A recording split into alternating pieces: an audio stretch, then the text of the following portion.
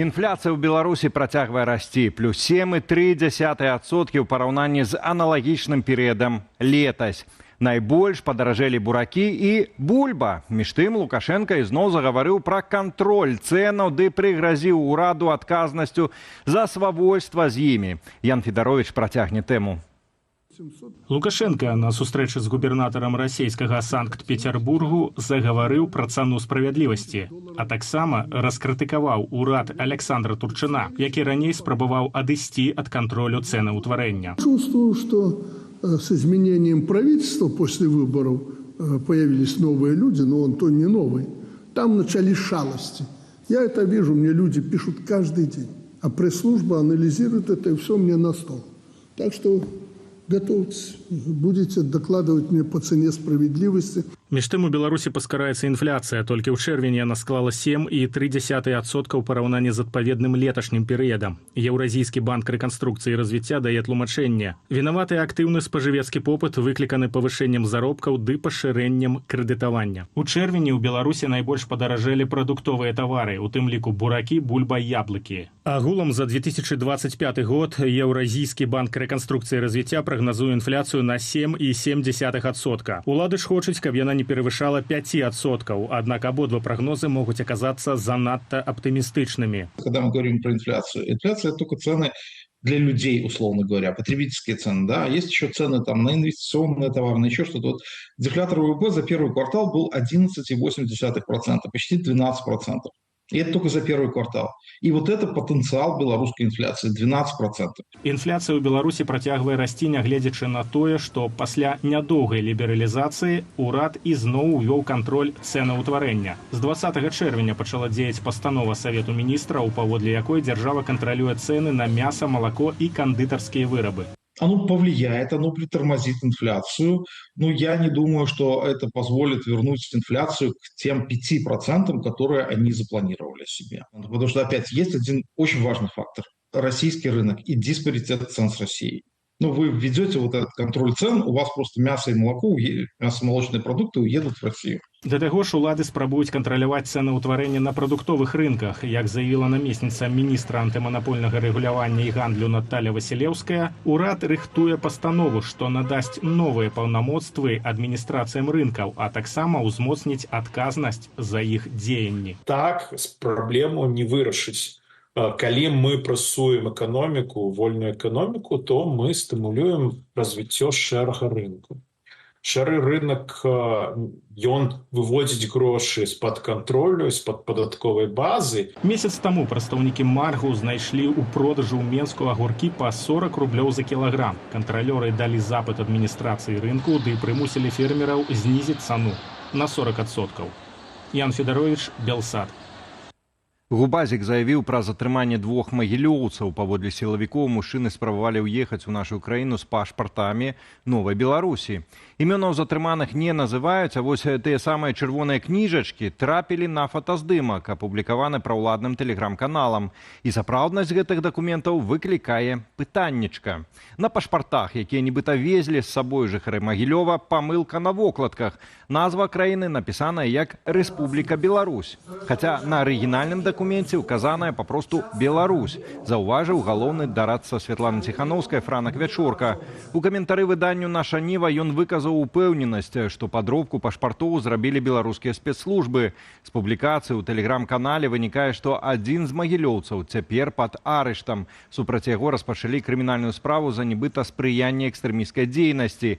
Другі мужчына пад падпіскаю аб нявыездзе. Сілавікі заявілі, што ён пагадзіўся выплаціць 100-разовую кампенсацыю. Улады закрываюць дзіцячы садок у аграгарадку на Віцебшчыне. Лякарня ў гарадскім пасёлку ператварылася ў фельчарскі пункт. Беларуска 1,5 года не можа знайсці працу праз дрэнную характарыстыку. Гэта рэзанансныя відэа ў тык-току, што з'явіліся літаральна за апошнія некалькі дзён. Беларусы ўсё часцей звяртаюцца наўпрост да Лукашэнкі. А ці дапаможа? Тэму працягне Марыя Сысой. Так почему оставляют детский сад там, где нет детей и хуже условия? Талачынскі раён, Віцебшчына. У аграгарадку Гаршчэўшчына закрываюць дзіцячы садок. Малых давядзецца вазіць у іншую вёску. Жыхары звярталіся паўсюль. Райвыканкам, аблвыканкам, адміністрацыя прэзідэнта.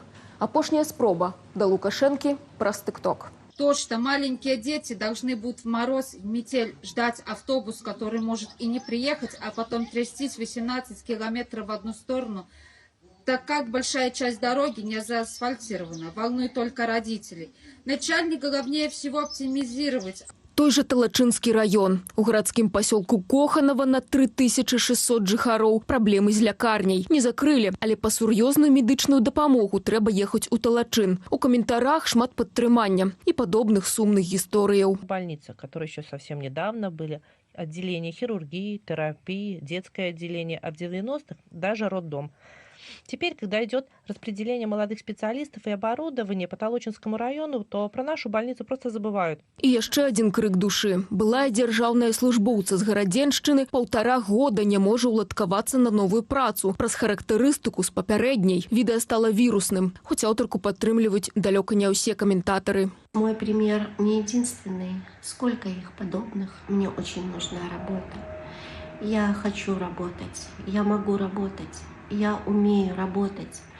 Мне нужно жить и лечить больного ребенка. Гэтыя 3 гісторыі з'явіліся ў тыктоку літаральна за апошнія 3 дні. І хоць Лукашенко праз скаргі ў соцсетцы выказваўся здзекліва, И все мне пишут ТикТок.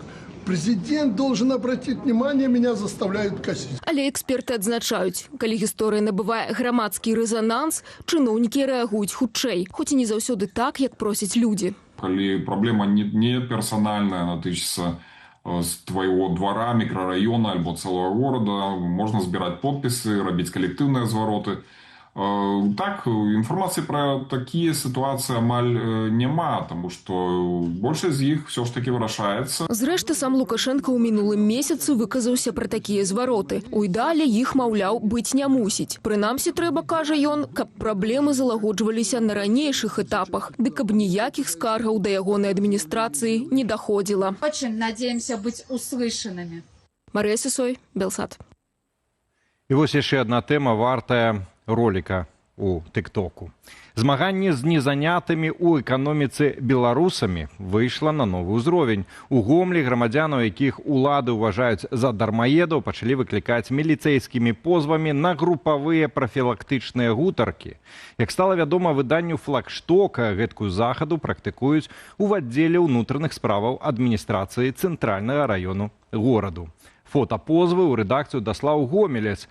Унізе дакументу прапісаная адказнасць, аднак не за няяўку на прафілактычныя сустрэчы для незанятых у эканоміцы, а за непадпарадкаванне законнаму распараджэнню ці патрабаванню службовай асобы. Магчымае пакаранне штраф ад 2 до 100 базавых велічыняў або нават адміністратыўны арышт. Раней жа гомельская вясна апублікавала каментар юрысткі наконт таго, што ў Беларусі няма адказнасці за беспрацоўе, а людзі, якія афіцыйна маюць гэткі статус, мусяць выконваць патрабаванні цэнтру занятасці, а не міліцыі. Незаўважна мінула палова лета. Ад заўтра ў Беларусі пачынаюць працу школьныя кірмашы, пашыраны продаж усяго патрэбнага для навучальнага года. У тым ліку і вопраткі, якой будзе калекцыя школьнай формы ў новым навучальным годзе.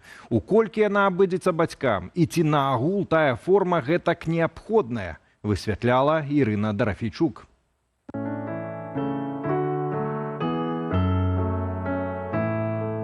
Хоць сёння ў школах формы няма, на апошні званок выпускніцы часта надзяваюць карычневыя сукенкі і белыя фартухі савецкага ўзору. Але з 1 верасня адзенне так званага дзелавога стылю будзе для вучняў абавязковую нормаю, замацаваную ў Кодексе адукацыі. Одежда делового стиля настраивает на рабочий лад, дисциплинирует, создает имидж учреждения образования, не отвлекает от образовательного процесса, способствует формированию корпоративной этики и воспитывает гордость за учреждение образования. Працу дзеля ўрэгулявання школьнага адзення Міністэрства адукацыі вядзе з 2022 года. Летась пілотны праект дзеяў у 2 дзясятках менскіх школаў. И сарафанчик.